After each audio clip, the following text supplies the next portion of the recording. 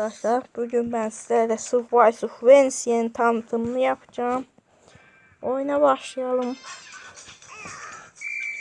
Bildiğiniz gibi dünya turunda sık sık farklı ülkelerde oyunlar çıkıyor. Bu da bunun oyunlarından biri.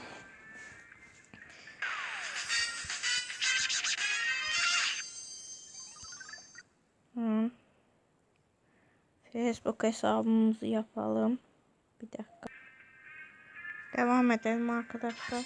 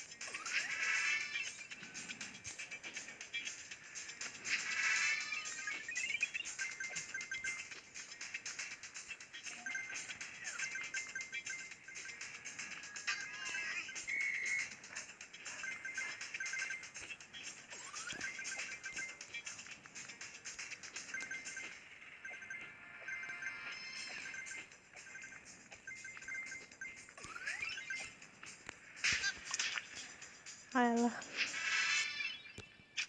O kadar iyi.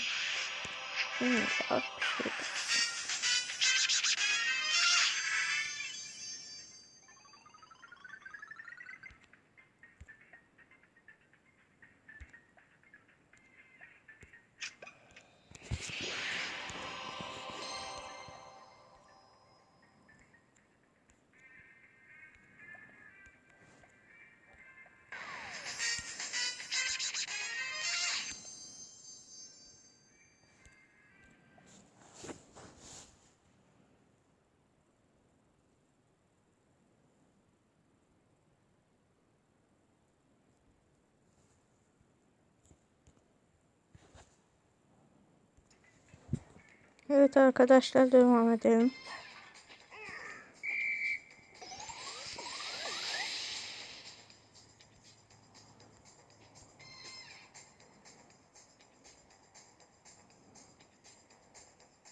Bunun ne olduğunu hepiniz biliyorsunuz.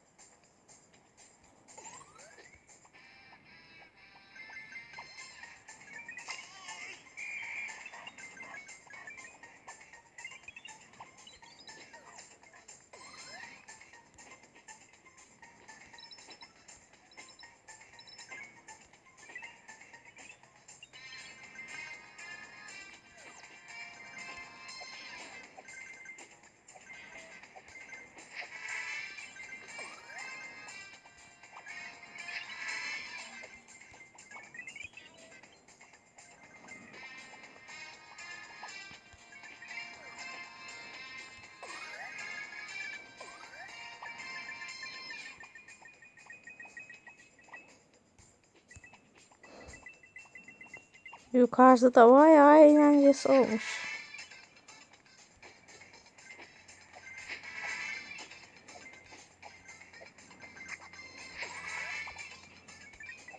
Sırayla geliyorlar ya.